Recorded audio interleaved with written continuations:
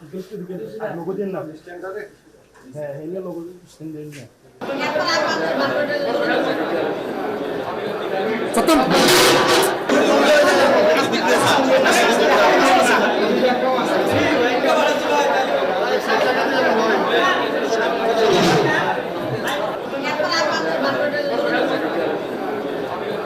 সত্যি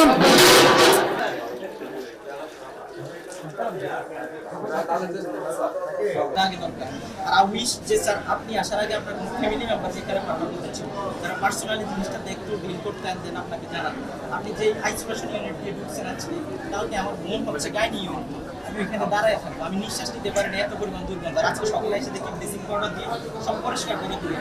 আপনারা আসলে এখানে পরিষ্কার হয় নাকি না আসলে সবসময় এরকম আমরা তো সবসময় পরিষ্কার রাখতে বলি। হ্যাঁ জি স্যার এখন তো আমরা তো পাচ্ছি না আজকে পরিষ্কার পাচ্ছি গত 3 দিনের মধ্যে আপনি যদি যান যাওয়ার সময় দেখবেন এখনো আরো কিছু ময়লা আছে নিচে পুরো ব্লিচিং পাউডার দেওয়া বাট কালকে পুরো আপনার কাইন্ড অফ 1-1.5 ফুটের মতো ময়লা বিস্তৃত ছিল এখানে দুর্গন্ধের জন্য নিঃশ্বাস নিতে পারেন ইভেন আমরা যখন স্টেরিন দিয়ে যাই তখন পায়খানার মতো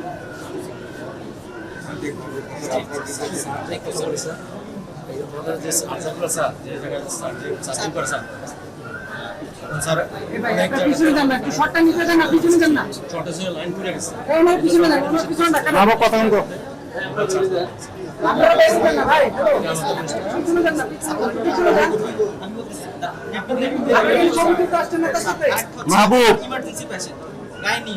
ওইখানে আলট্রাসাউন্ড মেশিন থাকার পর যে ক্যাফায় আমার রোগীকে এখানে আসার পর আমি একবার ইবলিসিনাতে নিতে হয়েছে আলট্রাসাউন্ড করার জন্য দেন সেকেন্ড ডেতে আবার নিতে হয়েছে আজাদ মেডিকেল ওয়াই নট এখানে আলট্রাসাউন্ড আমাদের কিছু মেশিনের সমস্যা বছর টাকা উঠে মেশিনের নাম দেখিয়েছে কোনো মেশিন হয়নি তত্ত্বাবধায়ক সরকার আরো লুটপাট বেশিরভাগ তো করছি এরা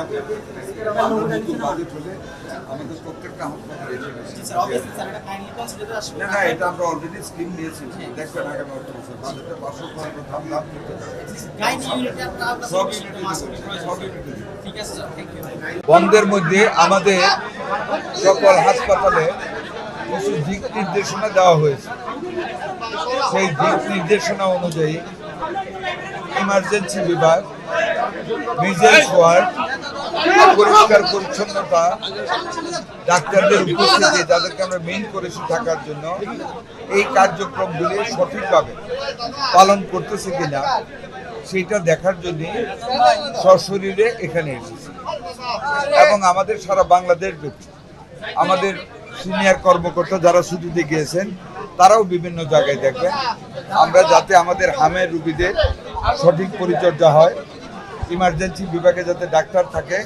আমরা সেগুলি দেখার জন্য পরিষ্কার পরিচ্ছন্নতা রান্নার কোয়ালিটি এগুলি দেখার জন্য আজকে আমাদের প্রয়োজন এই দুইটা হাসপাতালে অনেকে বলেছে আমি আসবো বলে পরিষ্কার পরিচ্ছন্ন রেখেছে যদি এটাও সত্যি হয় তাও তো অন্তত একটা ভীতি আছে মানুষের অভ্যাস হবে ভয় পাইতে পাইতে পরিষ্কার পরিচ্ছন্ন রাখা বাট আমার মনে হয় এখানে যাদেরকে আমি পেয়েছি ডিসি সাহেব সহ আমার সিভিল সার্জন ডাইরেক্টর ভারপ্রাপ্ত ডাইরেক্টর ডাক্তাররা প্রত্যেকেই অত্যন্ত সহজ সরল এবং কর্তব্যপরায়ণ ভালো পেয়েছি আমি কয়েকটি ওয়ার্ড ঘুরেছি আপনারাও ছিলেন মিজেল ওয়ার্ডে গিয়েছি আমি অত্যন্ত ভালো পেয়েছি এটা এবং রোগীদের যে সেবা মিজেল ওয়ার্ডগুলি লেবার ওয়ার্ডে গিয়েছি কিছু জেনারেল ওয়ার্ডে গিয়েছি আমি কারো কাছ থেকে কোনো ব্যাড কমপ্লেন পাইনি কোনো কমপ্লেনই পাইনি দ্বিতীয়ত যে কথাটা আপনারা বলেছেন যে এখানে আরেকটা কি জানি বললেন মানে স্বাধীন কোনো তদন্ত স্বাধীন তদন্ত কমিটি একটা কথা আপনাদেরকে বলি আমি যদি 10টা মানুষকে ফাঁসির কাস্টে ঝুলাই অতীতের ব্যর্থতার জন্য আর মিজেলসকে যদি রোধ করে মায়ের বুক ভরা না রাখতে পারি বাচ্চা রেখে আল্লাহর রহমতে আমি কি রক্ষা পাবো এটা বলে যে আমি ফাঁসি দিয়েছি আমাদের first target to give extreme support to the ill baby যাতে আমার একটা মায়ের বুক যাতে খালি না হয় যাতে বেস্ট অ্যাভেলেবল ট্রিটমেন্টটা ভ্যাকসিনেশন সহ যাতে আমরা বাচ্চাদেরকে দিতে পারি আমরা দেখেন এত কষ্টের ভিতরে এত সীমাবদ্ধতার ভিতরে আওয়ামী লীগ ফ্যাসিস্ট সরকার এবং গত কেয়ারটেকার গভর্নমেন্ট সরকার আপনারা ইউনিসেফের স্টেটমেন্টগুলি শুনেছেন যে তাদেরকে 7 বার রিমাইন্ডার দেওয়া সত্ত্বেও আওয়ামী লীগ এবং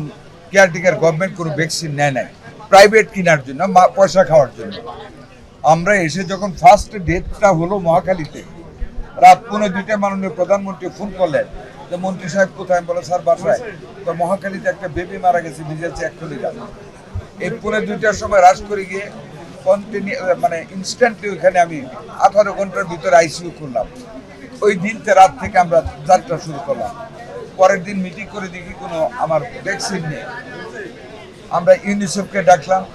গ্যাবিকে ডাকলাম, ওয়ার্ল্ড হেলথ অর্গানাইজেশনকে ডাকলাম, এডিবিকে ডাকলাম। আমার অ্যাপ্রোচে মাননীয় প্রধানমন্ত্রীর কথা ভেবে, তার সততা ভেবে এই বিদেশি অর্গানাইজেশনগুলি হুমড়ি খেয়ে 7 দিনের ভিতরে এডিবির টাকা আমরা রিলিজ করে দিলাম, যেটা কোভিড আমাদের টাকাটা ছিল।